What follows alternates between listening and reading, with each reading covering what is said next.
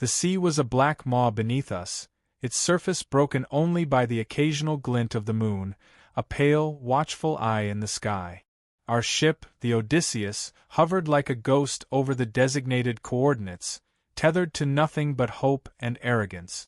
We weren't the first team sent here, and judging by the encrypted files I'd broken into last night, I suspected we wouldn't be the last. Depth scanners are lighting up again, Ivy called out from the console, her voice too high, too bright.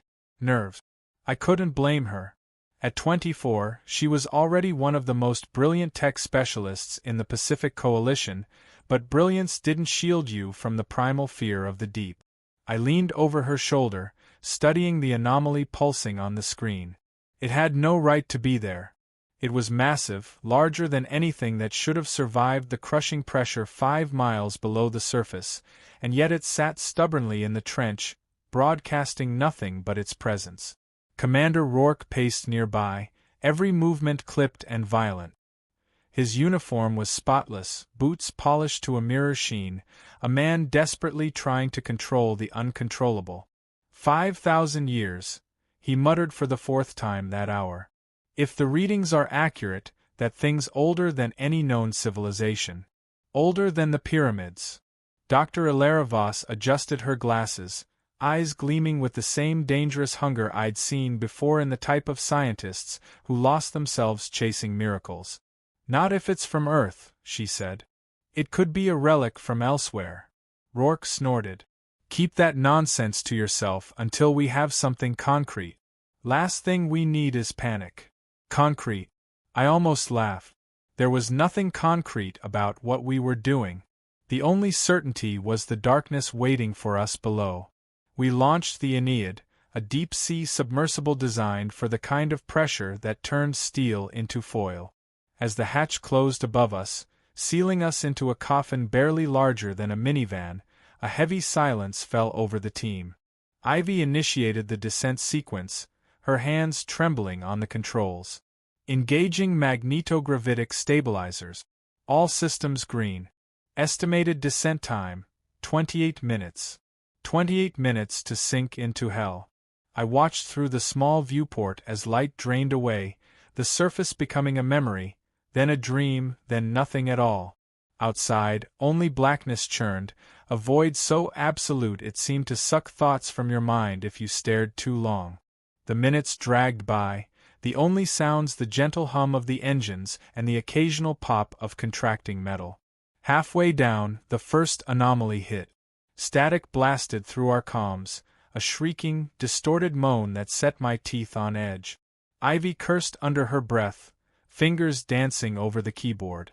Signal interference, she reported, forcing calm into her voice. Adjusting to backup frequencies. Backup won't matter if something out there doesn't want us talking, I said before I could stop myself. Voss shot me a sharp look. Superstition won't help. Maybe not, but it kept the old instincts sharp. I knew fear. It had saved my life before, when logic and training had failed. At 28,000 feet, the Aeneid began to shudder. Compensating, Ivy said, though her face had gone bloodless. Then, through the viewport, we saw it. The floodlights sliced through the water, illuminating a structure so vast it seemed to curve with the horizon. Plates of corroded metal jutted out at impossible angles, some parts fused into organic shapes as if the ship itself had once been alive. Growths of some bioluminescent organism coated the wreck in pulsating hues of sickly green and purple, tracing strange, almost deliberate patterns across its surface. The silence inside the sub was total. Mother of God, Rourke whispered. No, Voss said, voice trembling with awe. Not God. Something else. We hovered near the wreck, scanning its surface. Ivy projected the sonar map onto the internal screen. The ship, or whatever it had once been, was the length of 3 aircraft carriers end to end, shaped like a broad, flattened spearhead. Near its center, a yawning breach split the hull, as if something colossal had torn its way in or out. Where's the silt displacement? I asked, frowning. What? Ivy blinked at me, startled.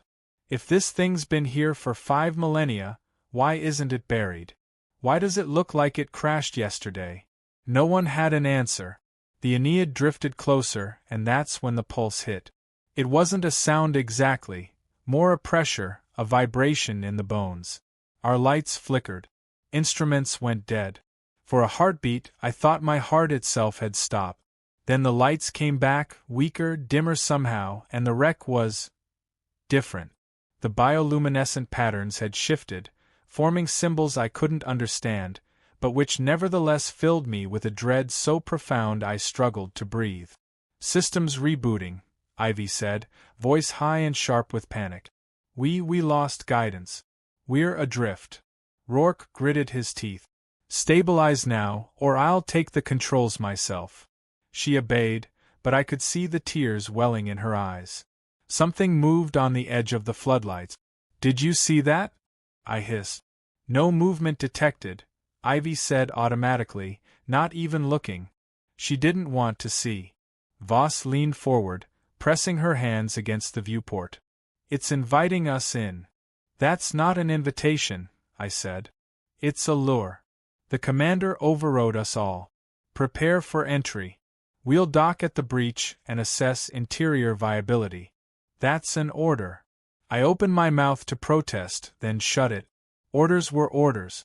Even suicidal ones. We guided the Aeneid toward the rent in the hull. As we approached, the breach seemed to inhale us, the water growing colder, thicker, the light dimming to a sickly twilight. Inside, the wreck was a cathedral of nightmares. Towering archways formed from fused metal and bone, corridors that twisted in ways that defied logic, carvings of battles fought among stars I didn't recognize. The sub's robotic arms clamped onto the ship's interior. The airlock hissed open. We suited up in silence, the hiss of seals and click of helmets the only sounds. I caught Ivy's eye before we went out.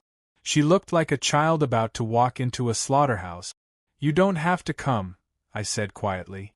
She gave a small, shaky smile. "Neither do you." She was wrong. I had to know. Not just for the mission. For myself. I had to know what we had disturbed. We stepped into the wreck. The floor was slick, not with water, but with a thin, translucent slime that recoiled from our boot. The walls pulsed gently, as if the ship itself still lived, still dreamed. Our lights barely penetrated the gloom, swallowed up by the oppressive weight of centuries.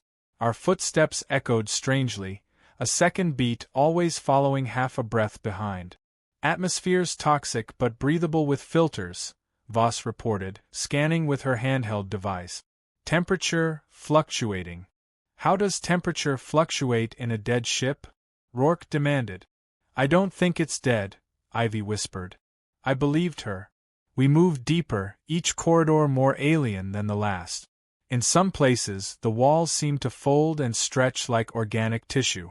In others, they were covered in strange glyphs that twisted and reformed when you weren't looking directly at them. The breach led us to what might once have been a control center. Desks, or something like desks, were scattered about, made of the same strange hybrid metal. In the center stood a massive device, like a throne constructed from broken machinery and the fossilized remains of creatures I couldn't name.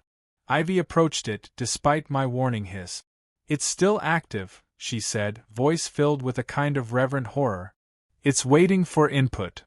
"What kind of input?" Rourke asked. As if in answer, the throne emitted a faint vibration. The floor beneath it cracked, revealing a shaft leading deeper into the heart of the ship. Without warning, the Aeneid's lights outside flickered and died. Our link to the surface, our way home, gone in an instant. Rourke barked into his comms. Static answered him. "We're not alone," Ivy said, turning slowly, her visor reflecting something moving in the darkness. I swung my light around. For a heartbeat, I thought I saw figures. Tall, spindly things with too many joints, before they melted into the shadows.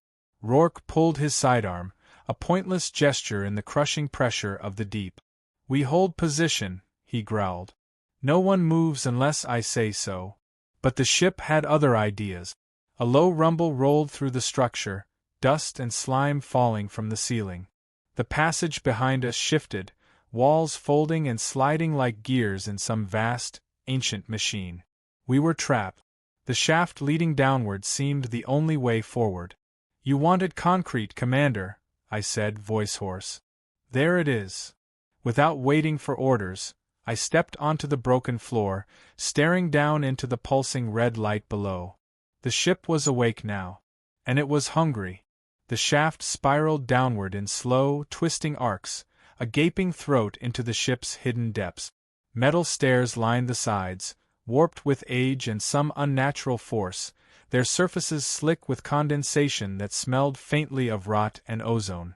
Rourke led the way, weapon drawn, his breathing harsh in the confined suit. Voss followed closely behind, her scanner clutched like a lifeline. Ivy hesitated before descending, glancing back at the shifting corridors we had left behind. I touched her arm lightly through the suit. "Stay close." She nodded, and together we plunged deeper into the unknown. As we descended, the walls around us began to change. At first, they were simple, metallic, alien in design but still recognizable as the remains of some ancient craft. But further down, they grew organic. The lines between technology and biology blurred into something nauseating. Tendrils of semi-translucent material pulsed rhythmically, like veins carrying sluggish blood. Strange nodules embedded in the walls blinked softly as we passed, their light following our movement. "They're watching us," Ivy whispered. "Stay focused," Rourke barked, though even he sounded less certain now. At the bottom of the shaft, the passage opened into a vast chamber. Our lights barely scratched the edges of it, swallowed whole by the sheer size and darkness. The air was heavy, each breath thick like inhaling water. In the center of the chamber stood a door. No, a gate.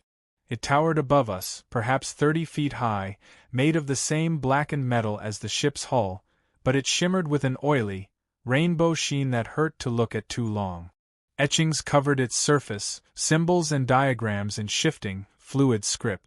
Ivy approached first, her gloved hand reaching out toward the door without conscious thought. "Ivy," I said sharply. She froze, fingertips inches from the surface, shaking her head as if coming out of a trance. "I heard it," she said, voice small. "It spoke to me." "What did it say?" Voss asked, stepping forward with a hunger barely hidden. Ivy struggled for words. It said welcome." Rourke growled and scanned the chamber, clearly itching for something tangible to shoot. "We're wasting time. This is an exploration, not a seance. Find a way to open it." I circled the gate, careful not to touch it, searching for mechanisms, levers, anything resembling a way forward. There were none. "It's biometric," Voss said suddenly. "Look." At the base of the gate, embedded in the floor, was a depression shaped unmistakably like a hand, but not a human one. The fingers were too long, too slender, the palm too narrow. Whatever had once commanded this ship had not been of our species. "It wants a key," Voss said, wonder in her voice. "A living one." Ivy shivered. "If it's still looking for a key, then maybe whatever was locked behind that door is still alive." Silence stretched between us. We should have left then. But we didn't. Rourke stepped forward, weapon still raised, and barked orders. "Ivy, scan for alternative entrances. If there's another way in, we'll find it." She obeyed, hands trembling as she pulled out a portable scanner. As she worked, the chamber around us seemed to tighten, the walls pulsing faster, the nodules watching, always watching. Suddenly, the scanner beeped, a sharp, jarring sound that echoed too loudly in the stillness. "I'm picking up another signal," she said, brow furrowing. "Below us. Something's moving." Before we could react, the floor quivered. A section of the metallic ground retracted with a groan, revealing another tunnel sloping downward. From it, a faint light spilled forth, a cold, sterile blue that bathed the chamber in an otherworldly glow. Against my better judgment, we moved toward it.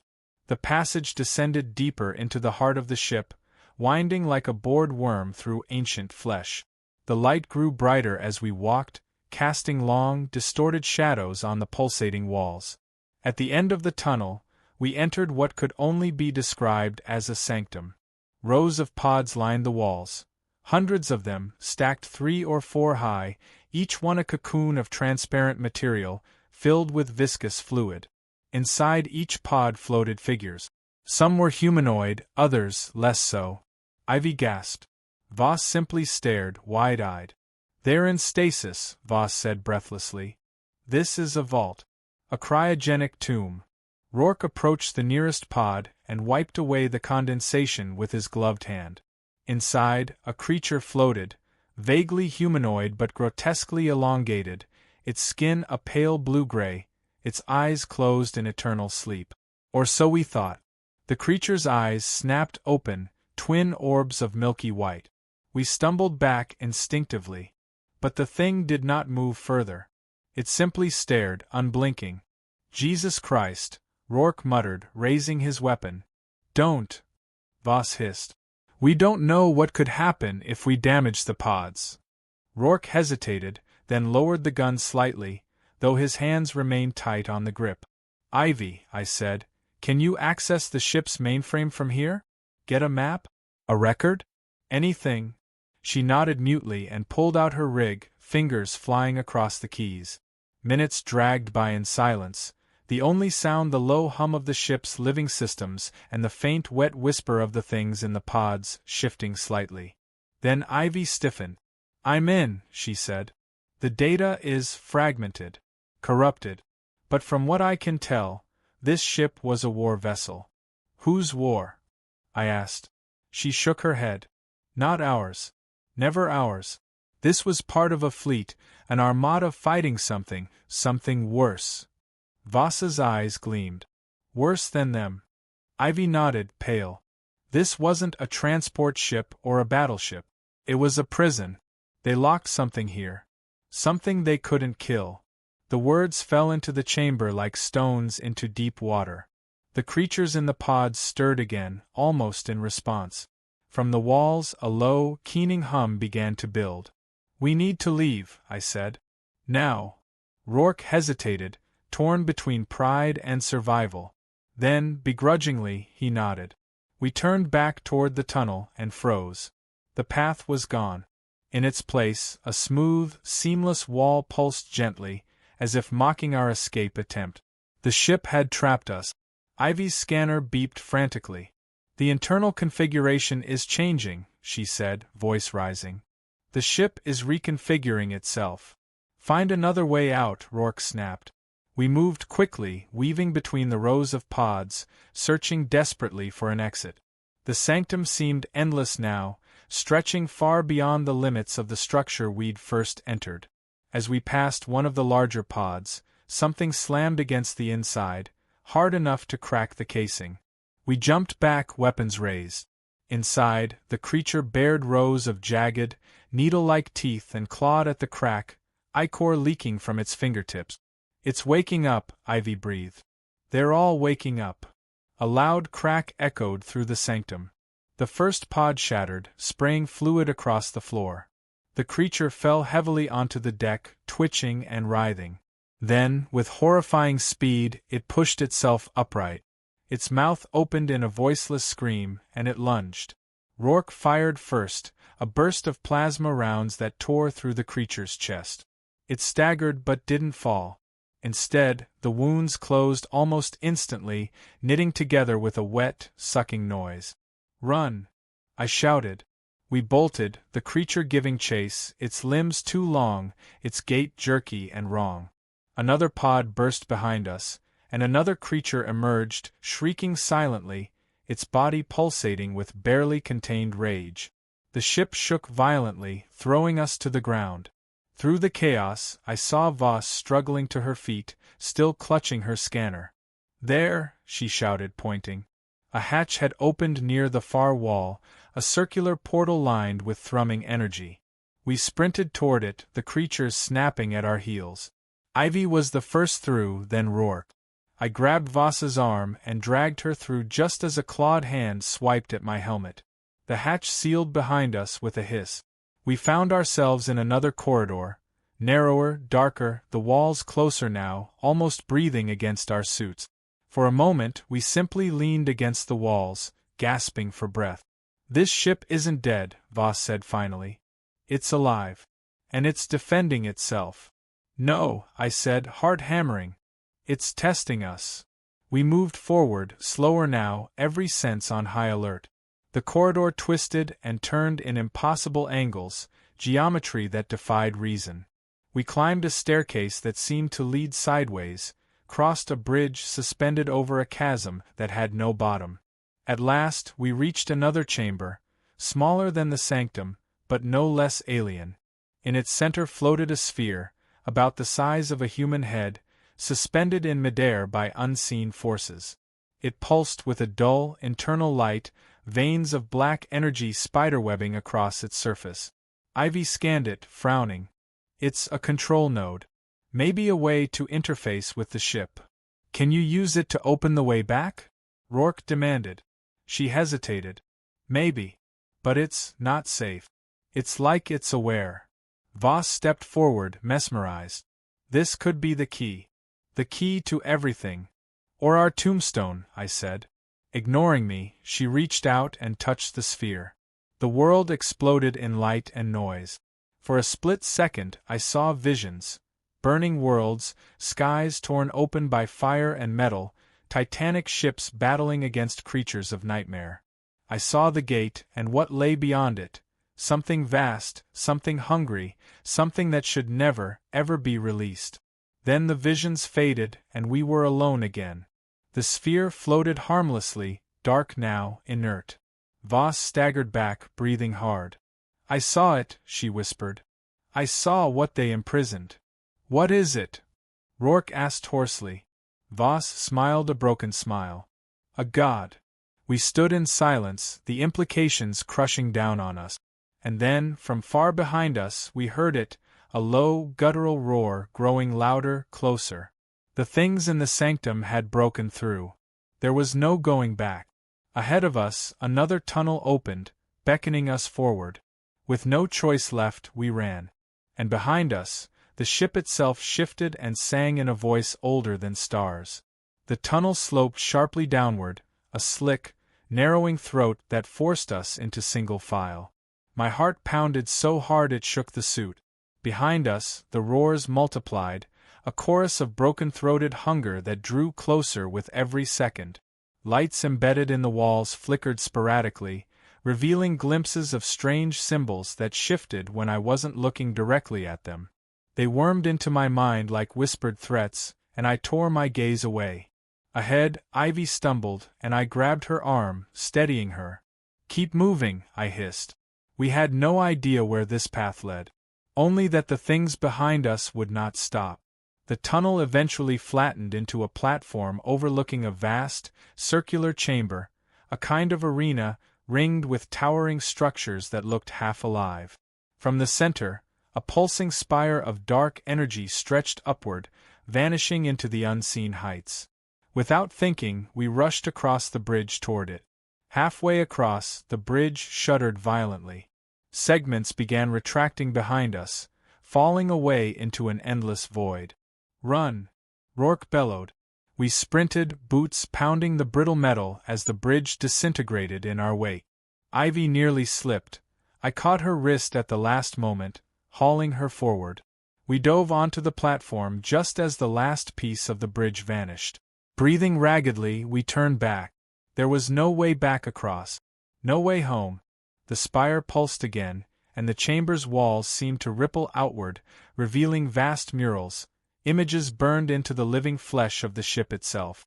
Battles, apocalypses, things emerging from rift skies. Ivy clutched her helmet, trembling. "They built this," she said, voice cracking. "To contain it. Not to kill it. They knew they couldn't." Voss stared at the murals with a strange light in her eyes. "But maybe we can." Rourke scoffed. "With what?" "Harsh language." "There must be a failsafe," she insisted. "A final measure. No one builds a prison without a way to burn it all down." I approached the spire cautiously. Close up, it wasn't solid at all, it was a lattice of energy, woven together in impossible patterns, almost fractal in complexity. As I moved, the structure responded, threads of energy unraveling to form a doorway. Rourke grimaced. Another invitation. We don't have a choice, Ivy whispered. I nodded grimly and stepped through. The others followed, weapons raised, nerves strung tight. Inside, the space was disorienting, a chamber shaped like a great spiraling shell, walls covered in the same shifting script. At its heart stood a console, crude yet purposeful, built for hands not human. Voss rushed to it immediately, scanning the controls. This is it, she said, excitement bleeding into her voice. This is the command node. I can access the failsafe from here. Rourke frowned. What does it do? Voss hesitated. It collapses the core. The whole ship folds inward. Total annihilation. And us with it, Ivy said quietly. Voss nodded, jaw set. A low tremor shook the ground beneath our feet. They're coming, Rourke growled, spinning toward the doorway, weapon primed. Through the haze of the entrance, I could see them, the creatures from the sanctum, dozens now, slithering, shambling, a tidal wave of hate and hunger. We don't have time, I said. Voss, do it. She hesitated, fingers poised over the controls. This ship, she said, voice barely audible, its technology beyond anything we've ever seen. Could change everything. We could take it back. Study it. Voss! I barked.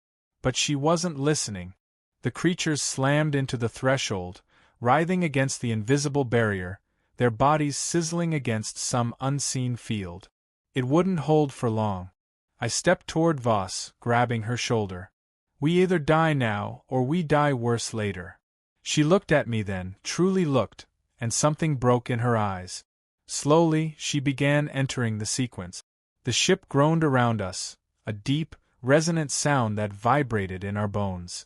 A timer appeared above the console, a countdown. 10 minutes. Let's move. Rourke barked. There was another passage, opening behind the console, a narrow, twisting tunnel that led away from the core. Our only chance. We sprinted into it without looking back. The walls pressed tighter here, the ship groaning and wailing like a dying beast. Debris rained from the ceiling. Fluids leaked from ruptured conduits, sizzling where they touched the floor. Ivy stumbled again, exhaustion and terror catching up to her. I've got you, I said, hauling her upright. Ahead, Rourke cleared obstacles with brute force, blasting through fallen structures with his rifle. Voss stayed close behind, her face drawn tight with guilt and fear. The tunnel opened into another chamber, smaller, circular, lined with strange capsules. Not stasis pods, but something else. Escape vessels. Or at least, that's what they looked like. Rourke moved instantly, scanning the room. Pick one. Now. Ivy rushed to a capsule and began working the controls. The interface was ancient, alien, but her fingers flew, desperate. One pod hissed open, revealing a cramped interior lined with biological padding. One at a time. Ivy shouted. They're not designed for groups.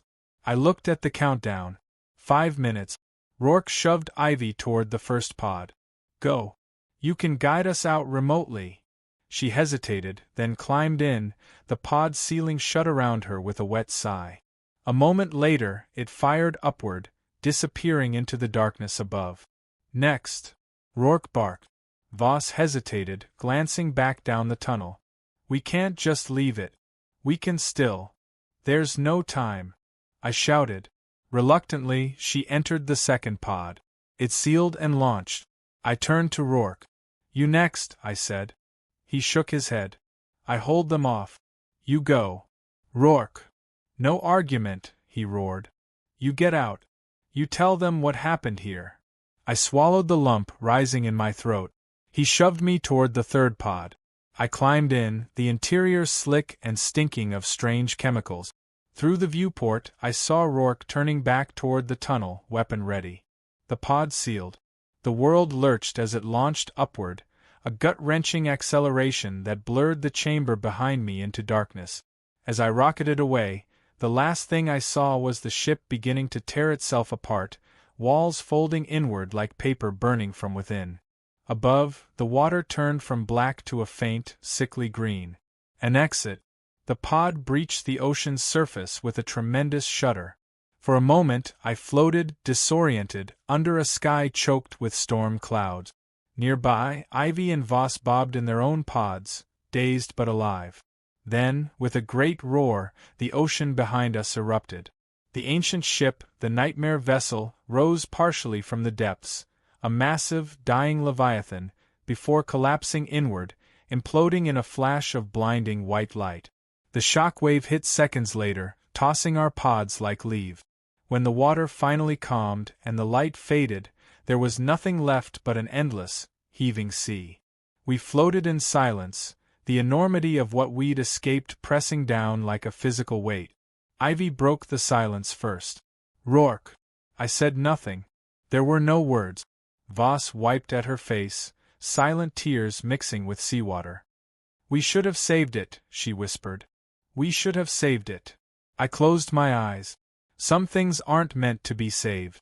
Above us, the sky split open with the first light of dawn, and somewhere, far beneath the waves, a great silence settled over the grave of a forgotten war.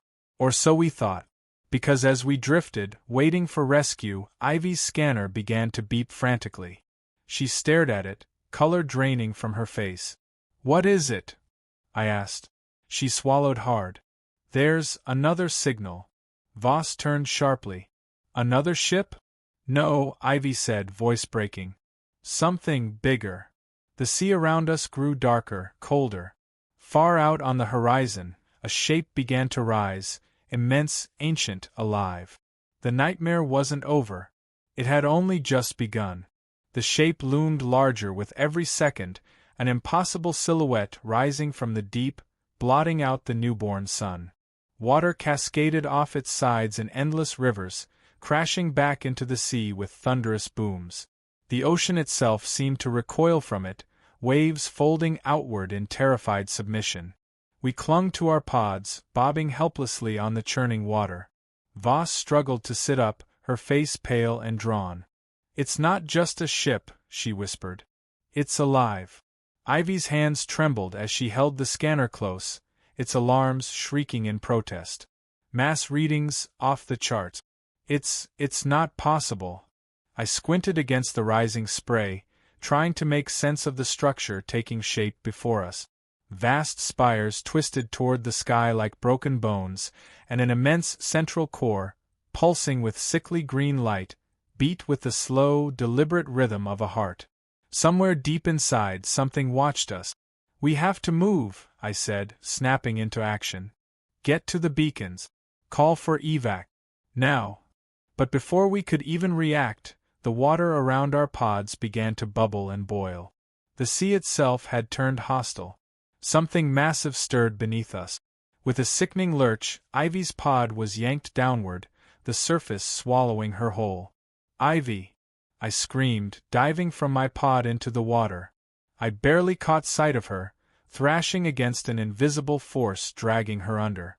I swam harder than I ever had in my life, lungs burning, salt stinging my eyes. My fingers brushed her suit. A second later, something unseen tore her away, vanishing into the abyss. I surfaced, gasping, scanning wildly. "Ivy!" I shouted again. Nothing. Just endless, churning sea. Voss's voice cracked over the comms. "It's pulling us in. It doesn't want us to leave." Above, the structure had fully risen, a mountain of black metal and rotted flesh towering over the ocean. It wasn't finished being born. And it was angry. A deep, resonant sound rolled across the water, not a roar but a voice older than language itself. The words meant nothing and everything at once. Promises of oblivion. Threats of worse. Voss's pod began spinning uncontrollably, caught in unseen current. I swam toward her, fighting against the pull. "Voss! Hold on!" She was trying to open the hatch, panic written across her features. A long, thin tendril of something, not metal, not flesh, but something between, slithered from the structure, slicing through the water toward her. I screamed, but it was too late. The tendril pierced the pod, and in an instant, Voss was gone, the pod crushed like a toy, sinking out of sight. I floated alone, the sea around me seething with unseen movements. Breathless, paralyzed by horror, I turned back toward the entity. It was watching me. Not with eyes, but with a presence so immense it bent reality around it. And somehow, I understood, it wasn't just waking up. It was calling. The signal that had drawn us here. The anomaly we thought we were investigating, it hadn't been a distress beacon. It had been a lure. A trap. And now, the trap had been sprung. The water around me began to glow faintly, a lattice of symbols forming on the surface. I scrambled back into the ruined remains of my pod, trying to reactivate the distress beacon. Hands shaking, teeth chattering from the cold, I slammed the activation switch. A faint pulse fired upward, a flare of signal into the heavens. Seconds later, a shape broke through the clouds above, a rescue craft, battered but intact, racing toward me. Hope flared. But the entity moved faster. From its core, it projected a sphere of energy, expanding rapidly. I could see the rescue ship falter, engines sputtering against an unseen force. It was pulling them down too. No, I whispered. I had to stop it. Somehow. I scanned the wreckage of my pod. One emergency charge, a last-ditch explosive designed to vaporize the pod if needed to avoid capture. It wouldn't destroy the entity, but it might buy time. I ripped the charge free, arming it. Then, heart pounding, I turned toward the monstrosity. I swam, kicking against the currents, every stroke a battle. As I approached, I saw details I hadn't noticed before, figures embedded in the structure, frozen mid-scream, the remnants of civilizations long consumed. This wasn't a ship. It was a harvester. I reached the outer wall, finding a fracture where energy pulsed weakly. Without hesitation, I wedged the charge into the crack, setting a 2-minute timer. Then I turned and swam with everything I had left. Behind me, the structure shuddered, sensing the threat. Tendrils whipped toward me, slicing through the water like blades. One slashed my leg.